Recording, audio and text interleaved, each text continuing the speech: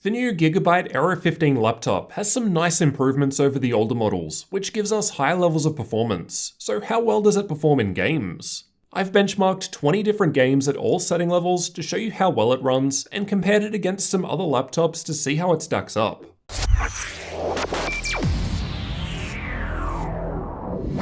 Just quickly before we jump into the benchmark results, I'll cover off the specs in my unit. I've got the XA model, so there's an Intel i7-9750H CPU, 90W NVIDIA RTX 2070 Max-Q graphics, and 16GB of memory running in dual channel. The new Aero 15 is available with different specs though. You can find examples and updated prices linked in the description. I don't think the Aero 15 has been designed with gaming in mind. It's more of a machine for content creators, hence the OLED screen and other features. With that said, if it's got decent specs like these, we can still play games on it, and it's worth seeing how well it does. The Control Center software allows us to define the CPU power limits in 5 stages and 2 stages for the GPU. However, no overclocking or undervolting is done. I've tested these games at the highest limits for best performance, so up to 62 watts on the CPU and 90 watts on the GPU, along with the latest version of Windows and NVIDIA drivers at the time of testing. We'll only be covering gaming performance here, so if you're new to the channel, you'll definitely want to get subscribed for the upcoming full review.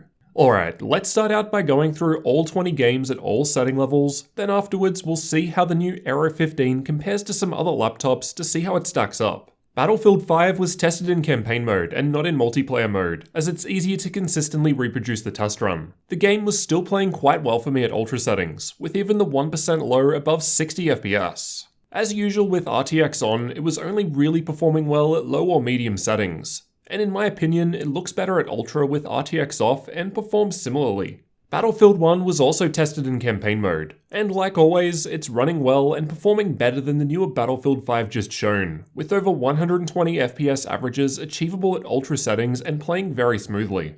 Apex Legends was tested with either all settings at maximum or all settings at the lowest possible values, as it doesn't have predefined setting presets. It was still playing well with maximum settings. However, with minimum settings, we could boost average FPS by 52% and get a higher 1% low than the average maximum could deliver.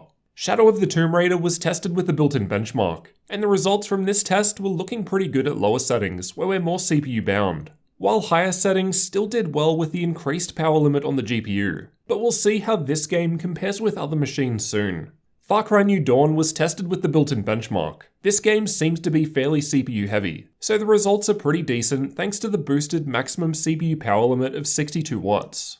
Far Cry 5 was also tested with the built-in benchmark, and the results were ahead of the newer Far Cry New Dawn just covered, and we'll see how this one compares to some other laptops later. Fortnite was tested with the replay feature, and while I have to regularly refresh the replay, I test in the same area of the map. Epic settings still managed 130 FPS and played perfectly smoothly without any issues, while medium settings would be a good match if you get the Aero with 240Hz screen. Overwatch is another well-optimized game and was tested in the practice range as other players, bots, and even different maps in actual gameplay affect the frame rate, and this allows for consistent testing. Again, even at maximum settings, very high frame rates were possible and it played very nicely, while we're only just below the 300 FPS frame cap at low. Metro Exodus was tested using the built-in benchmark. Most parts of the game perform a fair bit better than this, so don't take these results as a good indication of what to expect throughout the entire game. It's more of a worst case, but does let you perform the same test to compare against. CSGO was tested using the Uletical FPS benchmark, and as a game that's pretty CPU bound, the average FPS results are about what I expected from a 9750H, maybe a little higher due to the boosted power limit though. Rainbow Six Siege was tested with the built-in benchmark, and as a game, I found a benefit from NVIDIA's new Turing architecture. Even with maximum ultra settings, we're getting above 100 for the 1% low, so still perfectly smooth in this test, with up to 200 FPS averages possible at low settings.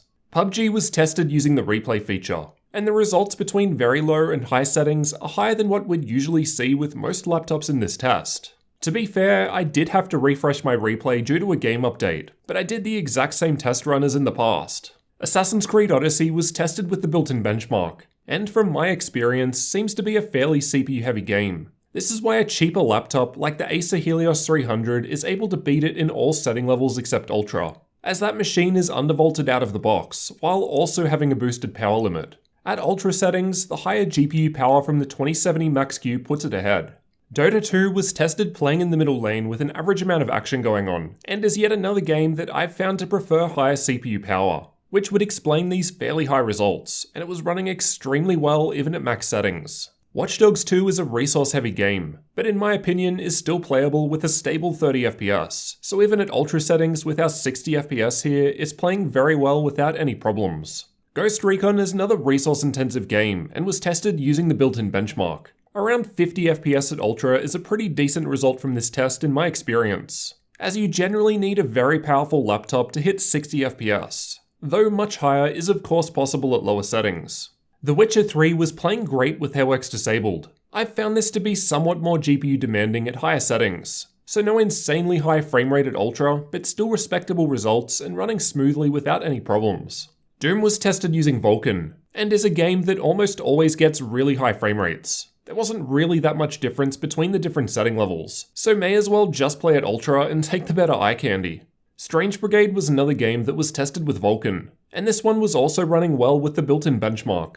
Still around 120 FPS at ultra settings and above 200 at low settings, with relatively high 1% low results compared to averages.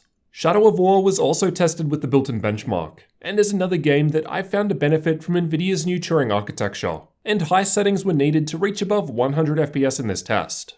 Let's also take a look at how this config of the new Aero 15 compares with other laptops to see how it stacks up. Use these results as a rough guide only, as they were tested at different times with different drivers. In Battlefield 5, I've got the Aero 15 highlighted in red. I've got the older Aero just below it, and we can see there's a nice performance improvement with the new model despite having similar specs on paper. It's worth noting that it's not quite as high as the Blade Pro 17 above it, as that undervolts the CPU out of the box, has a higher 100 watt power limit on the GPU, overclocks the GPU, and is a larger 17-inch machine. Still though, the performance wasn't too far behind the non-Max-Q 2070 laptops. Here are the results from Far Cry 5 with ultra settings and the built-in benchmark. I found this to be a pretty CPU-heavy test, which I think is why we're seeing a larger improvement in this game compared to the older Aero, but also compared to many other machines, likely thanks to that boosted CPU power limit. We're just a couple of FPS behind the non-Max-Q 2070s and the 2080 Max-Q in the GS75, while the 1% low is actually slightly ahead, again due to that boosted CPU power limit. These are the results from Shadow of the Tomb Raider with the built-in benchmark at highest settings. Just a little improvement over the older Aero this time, and a respectable result overall. Not quite on the same level as the non-Max-Q 2070s this time, but still a fair bit ahead of the 2060s and below. Overall, the new Gigabyte Aero 15 laptop is providing higher levels of performance with essentially the same specs when compared to the older model. This is due to the improved cooling design, which as I showed in my thermal testing video was quite a nice change over what they used to have, with better thermal paste, more air vents, more heat pipes, and more fan blades. The improved cooling in turn allows them to run the CPU and GPU with higher power limits, and of course less throttling also helps boost performance. While I've got a 4K OLED screen in my unit, you can run games at 1080p perfectly fine as the resolution scales down 1:1. So it looks fine, though it is stuck at a 60Hz refresh rate. The new Aero 15 is also available with a 240Hz screen instead, which is probably going to be a better option if you're primarily using it for gaming. Purely for gaming though, I'd probably look at a different machine. However, if you're doing a mix of content creation and some gaming, I think it's a great hybrid solution. Let me know what you thought of the gaming performance from the new Aero 15 laptop down in the comments. And if you're new to the channel, you'll definitely want to get subscribed for the full review to see everything this new machine is offering.